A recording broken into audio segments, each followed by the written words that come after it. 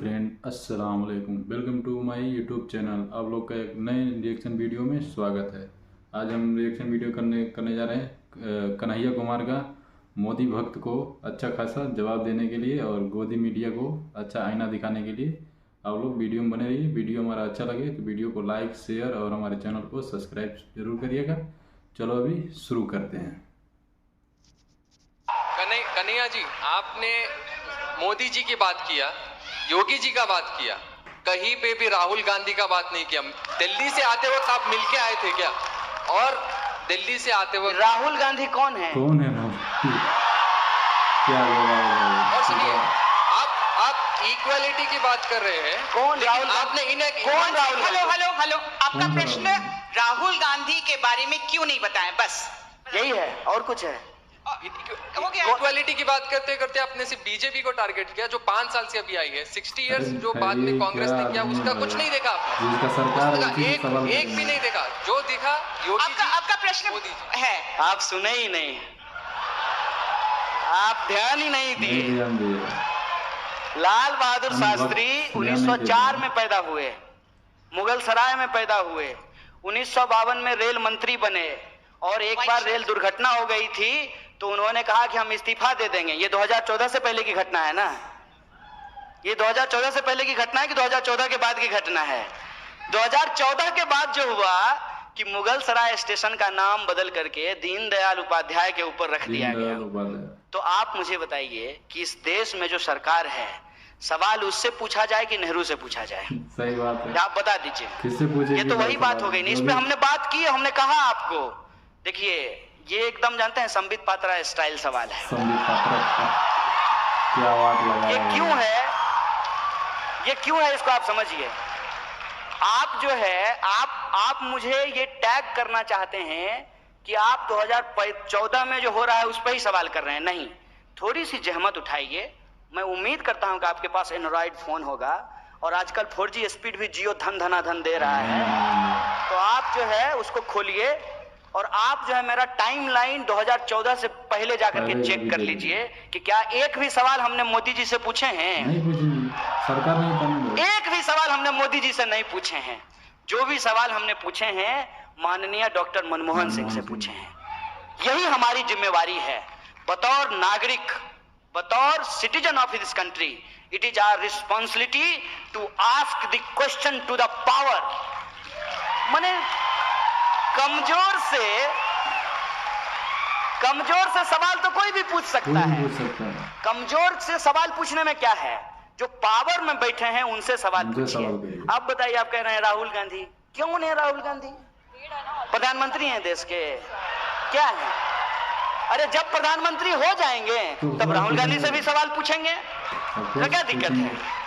और ये बात आप मेरा नोट करके रखिए कि राहुल गांधी प्रधानमंत्री हो जाएंगे और राहुल गांधी जो आज बात बोल रहे हैं यदि उस बात को नहीं पूरा करेंगे तो इसी मजबूती से राहुल गांधी से भी सवाल पूछेंगे। यह बात को हम आपको कह देना चाहते हैं।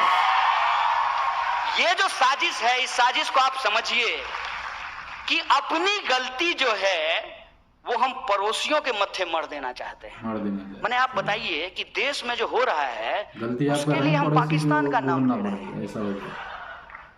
क्या है पाकिस्तान? मुकाबला करना होगा तो पाकिस्तान से मुकाबला करेंगे, चीन से करेंगे, अमेरिका, ब्रिटेन और चाइना से मुकाबला नहीं करेंगे कि पाकिस्तान से मुकाबला करेंगे। इसको आप समझिए। जानबूझ करके एक ऐसा कॉम्पिटिटर चुना जाता है। वीडियो गेम खेलते होंगे मोबाइल पे। वीडियो गेम में क्या होता है कि क्रिकेट खेलता है लोग, तो अपने हिसाब से प्लेयर चुनना होता है, अपने हिसाब से टीम चुनना होता है। तो जो खेलता है हमेशा वही जीतता है। ये देश में वही हो रहा है। सरकार में जो बैठे हुए लोग हैं अपने हिसाब से विपक्ष चुन रहे हैं। मैं विपक्ष नहीं हूं, मैं विपक्ष की भूमिका में होना भी नहीं चाहता हूं, लेकिन विपक्ष का जो काम है वो काम यदि सरकार करे तो फिर विपक्ष क्या करेगी? विपक्ष का काम है सवाल पूछना, सरकार का काम है जवाब देना।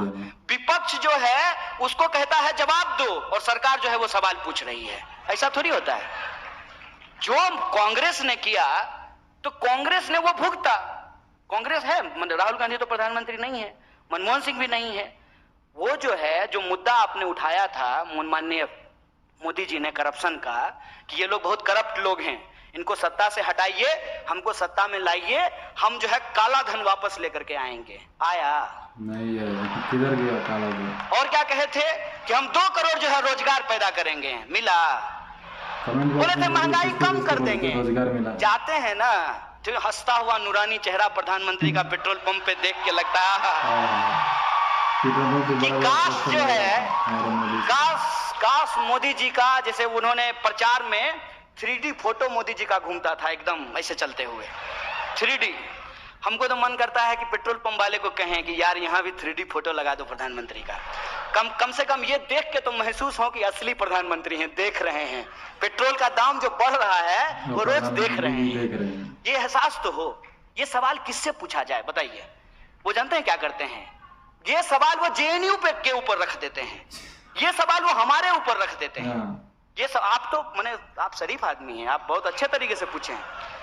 लोग जानते हैं हमको क्या कहता है? लोग तो कहता है कि ये क्या बोलेगा, ये तो देशद्रोही है। आप बताइए, ये भी सवाल सरकार से पूछना चाहिए, जो हमसे पूछ रहा है। के बारे में जो सवाल, देश में गृह मंत्री हैं, कड़ी निंदा करते रहते हैं इसे हाथ हिला के। देश में जब गृह मंत्री हैं, देश में कानून है, देश में न्यायपालिका है, अगर हमने देश के खिलाफ कुछ बोला है तो हमको पकड़ करके जेल में डालिए।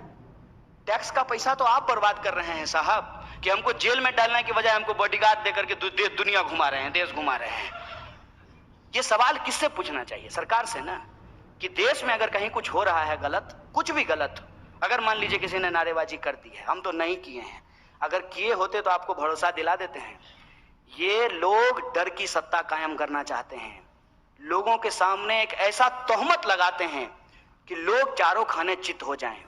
किसी भी इंसान के ऊपर एक ऐसा आरोप मर दो कि उसकी सारे के सारे सवाल की लेजिटिमेसी चला जाए, जो सवाल हैं वो सवाल पूछना ही बंद कर दे, उसको इतना डराओ, यदि ना डरे तो गोली चलाओ, गोली चलाने के बाद भी नहीं डरे तो जान ले लो, नहीं माने तो जेल में भर दो। यही हो रहा है ना देश में। और आप तब भी कहते हैं कि सवाल जो है वो मोदी जी से ना पूछ करके राहुल गांधी से पूछा जाए।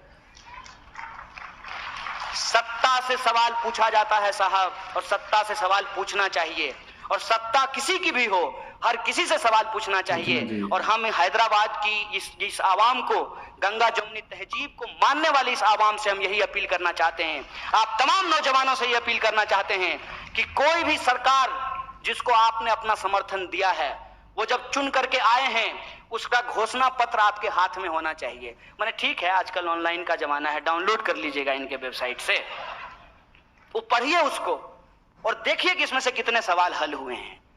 और ये तो साजिश है ना, कि 2014 में भी ऐसा होता था, 2012 में भी ऐसा होता था, 13 में भी ऐसा होता था, तो मतलब ऐसा ही होता रहे, तब तो बहुत अच्छा है ना। कि अभी बीजेपी कह रही है कि कांग्रेस के समय में भी गरीबी है, इसलिए हम गरीबी दूर नहीं करेंगे। कल को यदि कांग्रेस जीत करके आए तो कांग्रेस कहेगी तो बीजेपी को जिता करके देख लिए, वो थोड़ी गरीबी दूर किया, अब हम भी गरीबी दूर नहीं करेंगे। इसका आप जेनेसिस समझ रहे हैं? ये जो सवाल जिस तरीके से आज उठाए जा रहे हैं, आप भी उसके शिकार हो गए हैं, ये हमको कहां पहुंचा देगा, उसका मतलब समझ रहे हैं, इसका अर्थ आप समझ रहे हैं कि डेमोक्रेसी होगा ही नहीं, डेमोक्रेसी बचेगी ही नहीं। और इसका एक सबसे बड़ा जो खतरा हुआ है, एक आखिरी बात आपके सवाल को रिस्पॉन्ड करते हुए कहता हूं कि इस देश के एक पार्टी के एक अध्यक्ष को यह हिम्मत कहां से आती है कि वो कहते हैं कि 50 साल राज करेंगे। Who are you? राज करेंगे? ये भाषा कहां से आई है? कैसे ये भाषा निकाल पाते हैं लोग?